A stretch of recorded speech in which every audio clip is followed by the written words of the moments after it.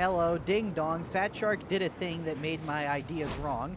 So, Perilous Combustion now overcaps stacks, which means, as you can see, we can now maintain 31 stacks with having 100% uptime on the Dueling Sword and Uncanny, and we don't even need Venting Shriek to ever reach the overcap stacks now. Anyway, jeez, excuse me, sorry. So, Dueling Sword set up like this, and Force, Inferno, Trauma, whatever the fuck staff set up like this. The better you are, the less warp resistance you need. Feel free to run 60. It really doesn't matter anymore in Havoc because of the new power level. Also, you can use Force Swords if you swing that way. I just don't like them. I hate Force Swords, in fact. So, you need Warp Nexus and you need Blaze Away. You could potentially drop Warp Nexus, or Blaze Away, rather. If you were going to drop anything, you'd, believe it or not, drop Blaze Away for the Rending damage node, but I really wouldn't do that because Blaze Away is great for dealing with hordes. So is Warp Nexus for applying extra stacks quicker, but it's more so, you'll see when we get into it. Tough, tough, tough, built for tough. Curios set up like that. And these talents. So I'm going to just, before we get into this, I just want to say there's about 2 talent points you can honestly shift around in this build. And I'll talk about that when we get there. So, Metal. Critical hits, you're always critting, you're always getting toughness, you're always getting movement speed. Love it. Perfect timing, 15% damage. Love it. Makes the dot stronger. Battle meditation is required in Havoc. So in the previous thing, I said that this node is optional when you're not playing Havoc. I actually recommend you don't use this outside of Havoc, but in Havoc, this is absolutely mandatory. This like doubles the amount of times you can cast with the staff. Quietude is a huge amount of toughness-itude. And Soul Stealer, I mean, come on, you're killing like 20 guys every 3 freaking seconds with Warp Fire. Perilous Combustion, since it now overcaps stacks, meaning you can hold the Dueling Sword out and keep 31 stacks without even using Venting Shriek, is ridiculous and is something I cannot believe is now the case. You can use whatever you want. At the end of the video, I'm going to talk about why you should never, ever, ever use Kinetic Flare, ever. No, I don't care who tells you otherwise. They're wrong, stinky, and don't know what they're talking about. Okay, anyway. I highly recommend using Malefic Momentum. And the reason why, because some people will disagree with this, if you look, 2 dots does 13 damage to this guy. 12, rather.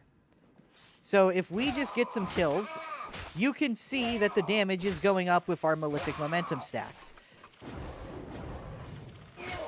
We're at 17, 15 after the thing fell off, so like 16, as opposed to where we were. And when those Malefic Momentum stacks fall off, well, never mind, the dot fell off first. But I can just hit them like this and show you that, yeah, just Malefic Momentum and like the warp damage and stuff, you can just about double the damage of the dot. By the way, something to keep in mind, dots do more damage. Going from dots do not scale linearly, every dot increases the damage of the previous dot by like 15%. Okay, so that's why Malefic Momentum is important, because any increase to base damage increases the increase of every other stack that increases the increase of every other stack. Okay, so Soul Drinker, this is important. This is crit, this is toughness, you love this. Empiric Shop is amazing. So this Malefic Momentum, so a couple things changed in this build, rather. We can now maintain overcap without spending an ultimate. That is a humongous damage increase in Havoc. We can also keep these Soul Blaze stacks going against big hordes of elites without ever pulling the staff out, which means you basically have like 1,000,000 times more uptime on Uncanny to deal with armor. You also now can keep Malefic Momentum active. So this is 25% damage you never used to get. This is like a 300% damage increase you never used to get. And Empiric Shock is also like a 30% damage increase you never used to get. Because with this, you can, even if I don't recommend it, but this is pretty good for dealing with hordes, just spam click like this. And this is actually a okay way of dealing with hordes. Especially if you apply a little bit of this first and then like pew, pew. For big hordes, like big crowds of trash mobs, pretend like those are trash mobs and not elites. I would do something like this. I would like blaze them up a little bit and then I would just start doing this so that they take increased damage. Okay, now. Seer's Presence, it's just the best aura. You don't care about crit chance. This is barely anything. And everybody spamming 1/10 more abilities is actually game-changing. This is almost 3 curios worth of value given to 4 players. So it's like 16 curios worth of value almost. Psychonetic's Aura is so good that we did it, Reddit, we got it nerfed. And it's still unanimously agreed to be like a must-pick in literally every build. Emphatic Evasion. So, right, Emphatic Evasion is interesting because the harder you staff, the more you benefit from it. As you can see in the bottom left, this is active like all the time you're staffing. Now, it is active less often when you're, using your melee. So this does suck. It's more or less a last-ditch defense for when you are staffing things down. You just need it so that gunners, like plasma gunners, you don't have to break your staffing to do it. One with the warp is just free damage reduction, so you always take it. Bubble, if you're playing Havoc. I want to talk about Sanctuary. I don't think Sanctuary is very good. I think Sanctuary is a bit of a noob trap, and we're already strapped for points as is. So Sanctuary is just kind of whatever. Think about this, right? If you are standing inside the dome, do you need to replenish 10% toughness a second? Like, does that actually matter? If you're standing in the dome, you should be taking no damage, ideally. Which means your teammates can use their toughness restore talents to just get their toughness back. So they don't really care about your regeneration. And getting 5 seconds of 50% damage reduction while it dissipates is, literally, who cares? If the bubble dissipates and damage reduction for 5 entire seconds is enough to save you, then I'm sorry, but where are you bubbling? Like, why are we fighting in a bubble where once it breaks, we die immediately? If we're taking enough damage to die immediately after it breaks, your bubble's also coincidentally going to break more. Think about that. If the more you need this modifier, the worse your bubble placement is. Because if your bubble breaks in the first place, that means you put it in a spot where it's taking a shit ton of damage. And if we're now taking that shit ton of damage when it breaks, have you considered just moving it back and cover 2 feet so we don't take that shit ton of damage? Remember, you only want, something I see bubble psychers get wrong all the time. You only want, 20% of your bubble sticking out. You want to be bubbling like this. So that, imagine this is a bigger wall. So your enemies, they only see, from, this side of the bubble. Remember, your bubble is effectively a health bar.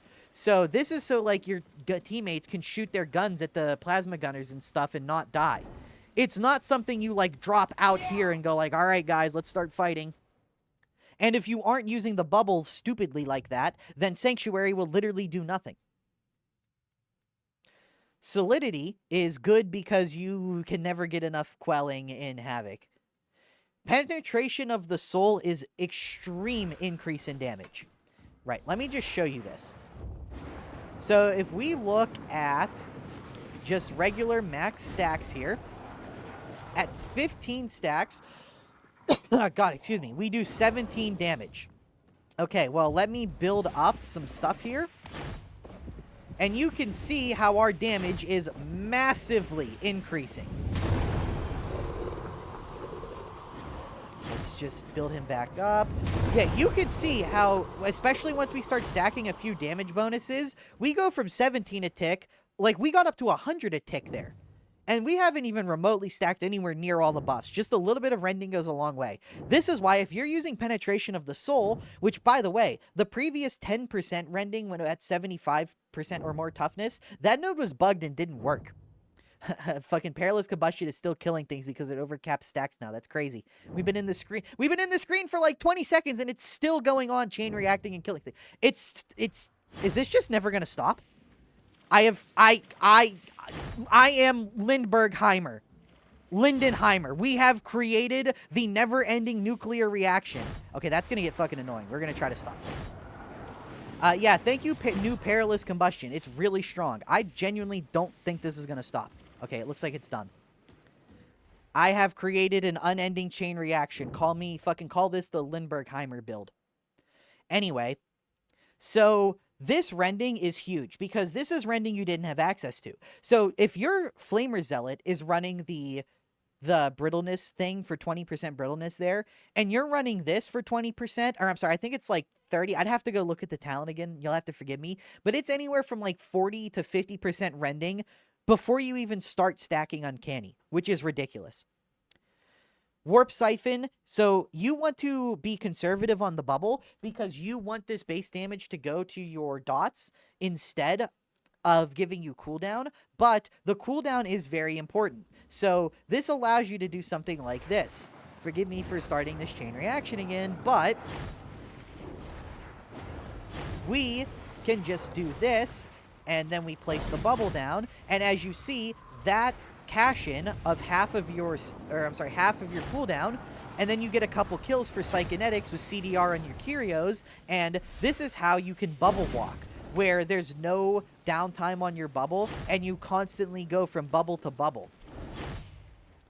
Okay, what next? Warp Rider is free damage. Warp Ghost is one of those nodes you could potentially get rid of, but I think Warp Ghost is incredibly strong. Honestly, I am convinced on Warp Ghost. I think, especially for staff builds, it's just not needed. If you really need to quell, you can just quell, you know, manually, but especially in Havoc, like half of your quelling is coming from battle med in the first place.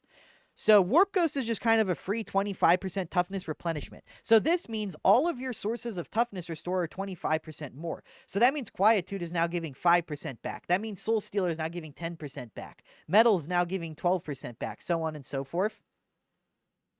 +2 stamina is cool. I mean, it makes it so you can run triple toughness Kyrios and get the benefit of a stamina Kyrio. And it's making every single investment in toughness restore even better. So generally the playstyle here, especially for Havoc, is going to be when there's a large glob of elites, just drop your bubble, then just flame them up. And then once you've got a decent amount of flame stacks rolling, just pull your melee out and fight with this to keep your uncanny stacks up and try to get as much Malefic momentum as you can. And now you can start bringing down crushers really fucking fast. In fact, let me show you just how quickly. If we get just a few of these guys stacked up, okay, that's more than a few. Let's just get like 4 of these guys stacked up. Very conservative amount. You and I both know in Havoc, you're going to be fighting a lot more than 4 elites at a time. But if I just get these crushers here, I can demonstrate for you what this is like. So you get your bubble to ignore plasma gunners and all that bullshit. You get this going, and now you go for uncanny Malefic momentum stacks. And you can see how we are absolutely shredding an infinite number of crushers. This has unlimited punch through, and because all it takes is 1 death for every single enemy in the blob to constantly stay at 31 stacks, it just never ends, as you can see. And because it never ends, you never have to pull the Force Staff back out, which means you're constantly just ignoring Plasma Gunners with the bubble. You're constantly keeping up pressure with the Dueling Sword, which is giving you 2 different forms of damage. So you're actually, like, you can just not deal with crushers at all like this. This build has gotten significantly stronger. I don't know if they made this change in the last patch or the one before it when they gave Scryer's Gaze the 50% cooldown peril reduction thing, but this really is like a game changer. This really is powerful. Okay, now I want to talk about Kinetic Flare. First off, I am aware there are several big YouTubers that really swear by Kinetic Flare, and I'm also aware one of them is an absolute Vermintide legend that I have nothing but respect for and good things to say about. But I do have to point out every single one of these people are wrong. And I think, I'm not going to insult anybody, don't worry. I just think that if you listen to this explanation, especially in Havoc, this logic is undeniable. Unless you have, like, ego riding on it or something. So, Kinetic Flare, in Havoc especially, doesn't do anything. So, well, let's not do it on this enemy. This is not a good enemy for this. Okay, let's do it on these guys. So, in Havoc, this is actually a low amount of elites in Havoc. You and I both know that, like, in Havoc 40, if you only get this many elites running at you in a horde, you're like, oh, this is an easy one. We're just going to stomp past this. But even with this much density, Kinetic Flare is objectively useless. So problem number 1, where do you get a point from? Do you take away Warp Ghost? Okay, well, now all of this stuff is 25% less effective. That's a pretty big nerf to your survivability. So maybe we don't get rid of this. Do you get rid of penetration? That's like 40-50% damage increase when your uncanny isn't stacked up against enemies. Okay, so maybe we don't get rid of that. Do you get rid of Emphatic Evasion? Yeah, you could get rid of this if you're going to be spending all your time in the bubble and you're never going to be staffing outside of the bubble. This you could get rid of for Kinetic Flare. But you now are significantly weaker towards guns and plasma gunners. I mean, I personally wouldn't get rid of that. Really, if I was going to get rid of that, I would use it for Just a Dream. Honestly, like, this is valid because Just a Dream is really fucking strong. Maybe you don't want to rely on Emphatic Evasion RNG and you just want the consistency of Just a Dream. It gets worse in Havoc because it's harder to manage your peril there, but it is valid. Do you get rid of Malefic Momentum for it? Well, that's a objectively horrible idea. The math on that one says no. Malefic Momentum gives you the damage output of like 4 or 5 Kinetic Flares, so that would be a really hard sell. Battle Meditation, I mean, if you don't take this, this like halves the amount of casting you can do in Havoc, so you can't really get rid of this. Maybe you get rid of Metal. Honestly, I think Metal would be the worst thing you could, like, you know, this is like probably the weakest overall node, so if you had to give something up, it would probably be Metal. But let's actually look at Kinetic Flare. So, okay, we kill one of those guys, and then what? All of these guys are still running at you and attacking you. Kinetic Flare did nothing. Now, especially because I see people say it all the time, that Kinetic Flare is good with the Inferno Staff because you're hitting everything, so you're proccing it on cooldown. Guys, if this had a 6-second cooldown and you procced it on cooldown, I'm not even sure if I would be convinced to use it then. At least then it would have an argument to be used. Everything with this staff dies at the same time. So, just because, like, who cares if one elite dies or one crusher takes a big chunk of damage? I mean, considering how little this does to crushers now, is that, like, even valuable?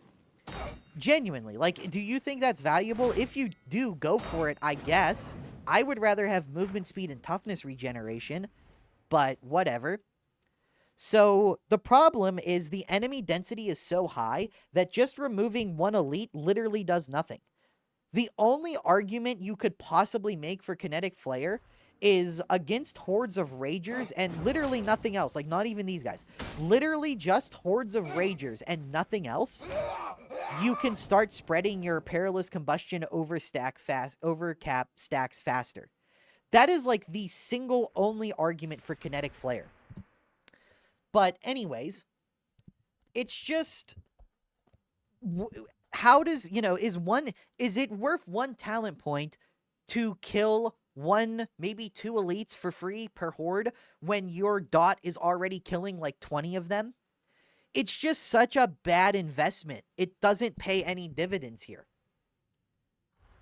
It's not even like good for bossing. Like, I guess it's okay supplementary damage for bosses.